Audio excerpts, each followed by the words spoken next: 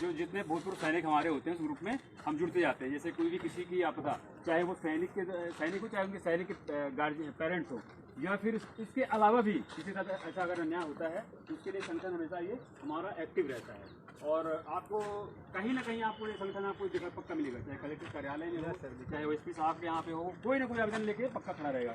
यानी कि सैनिकों के लिए और सामाजिक कार्यों के लिए ये संगठन एक्टिव रहता है। तो पिछले साल भी हम लोगों ने कारगिल विजय दिवस मनाया था बहुत ही धूमधाम से। पिछली बार तो काफ़ी लंबा रन हो गया था रतहरा से लेकर के, और हम निकल गए थे मंगल रेलवे स्टेशन के आगे वहाँ तक, यानी कि डिकाहा से आगे स्टेशन जो पड़ता है ब्रिज उसके और आगे, तो हाँ पैलेस था वहाँ पे, तो वहाँ तक चले गए थे पैदल ही, वहाँ से वहाँ तक पैदल था। पर इस बार थोड़ा सा आप लोगों के लिए थोड़ा कम्फर्ट जोन रहेगा। इस बार यहाँ पे इंजीनियरिंग कॉलेज के सामने माखनलाल चतुर्वेदी जय स्तंभ वहाँ स्टार्ट करेंगे। कहाँ से? रतहरा से स्टार्ट करेंगे, फिर जय स्तंभ से फिर वापस माखनलाल। ठीक है, तो याद रखना है कुछ ऐसे इवेंट होते हैं। मैं कभी आप लोगों को कभी बोलता हूँ किसी चुनाव प्रचार में जाने के लिए, कभी भी मैंने एमपी पुलिस वाले हो या यूपी वाले को मैंने बोला कि हाँ भाई इस रैली में चलना है, भाई कांग्रेस में या बीजेपी में, नहीं बोला मैंने ना। लेकिन ये ऐसे कार्यक्रम होते हैं सामाजिक जहाँ पे हम सबको एक कहीं ना कहीं मोटिवेशन मिलता है, और हम फिर ऐसी नौकरी ढूंढ रहे हैं जहाँ इन सबका वैल्यू है और सम्मान है। कौन नहीं शहीद को याद करता है, कारगिल विजय दिवस कौन नहीं मनाता। कोई ना कोई किसी न किसी परिवार में कोई ना कोई सैनिक पक्का होगा, इसके भाई होंगे, परिवार में कोई चाचा कोई ताऊ होगा, या कोई किसी के पिता भी होंगे। ठीक है, तो इसलिए क्या है हमें इसका सम्मान करना है। और आप उस दिन सोमवार को आए थे, तो उस दिन क्या हम लोग उस दिन क्या कर रहे थे, स्टॉप वॉच चल रहा था, तो उस दिन समय हम नहीं दे पाए थे हम लोग। फिर हमने कहा कि ठीक है आप थोड़ा सा बाद में आइएगा, ताकि थोड़ा सा आपका परिचय भी कराएंगे और थोड़ा जल्दबाजी भी नहीं रहेगी। तो आप इनवाइट करने आए हैं, बाकी थोड़ा परिचय मैंने दे दिया है, बाकी परिचय आप स्वयं बच्चों से रूबरू हो जाइए। सभी को पहले जय हिंद। मैं आप सबको हमारे बारे में ये भी बात सत्य है कि हम लोग जब ट्रेनिंग में थे तो आदमी एक कोशिश से आज न जाए,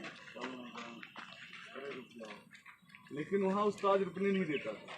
जिस तरह से आपकी ये उस्ताद है, फौज में गुरु को उस्ताद बोला जाता और यहाँ आप गुरु बोलते हैं।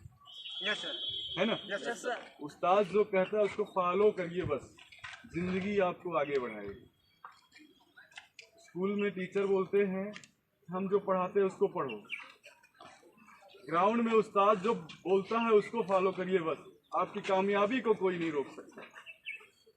इस शरीर को जितना ज्यादा आप मेहनत लेंगे उतने ज्यादा इसमें नई नई क्रिएटिव जगेगी, और इसको जितना रिलैक्स छोड़ देंगे उतना ही वो रिलैक्स होता जाएगा। आलस्य शब्द है ना, एक आलस्य शब्द होता है ना। आप इस उंगली को हिलाना बंद कर दीजिए तो कल से बोले कि नहीं अभी मैं नहीं हिलना चाहता, परसों हिलाना चाहिए बोले नहीं थोड़ा और आराम कर लो, थोड़ा और आराम करो। एक उदाहरण है ना, और धीरे धीरे वो बिल्कुल बोलेगा कुछ नहीं होता मेरे से, बस हो गया। इसी तरह से इस शरीर को जितना तोड़ोगे उतनी ताकत आती जाएगी, उतनी ताकत आएगी, बहुत अंदर ताकत है। हम अपनी ताकत को पहचानते नहीं हैं। एक वैज्ञानिक हैं जो बोलते हैं कि इंसान अपने इस मेमोरी का 5% यूज कर ले तो बहुत ज़्यादा, हम तो 0 पॉइंट कुछ भी नहीं यूज करते हैं। यस सर, यस है ना? आप सब लोगों को मैं निमंत्रण देता हूँ, सभी लोग भारत माता की जय, भारत माता की जय।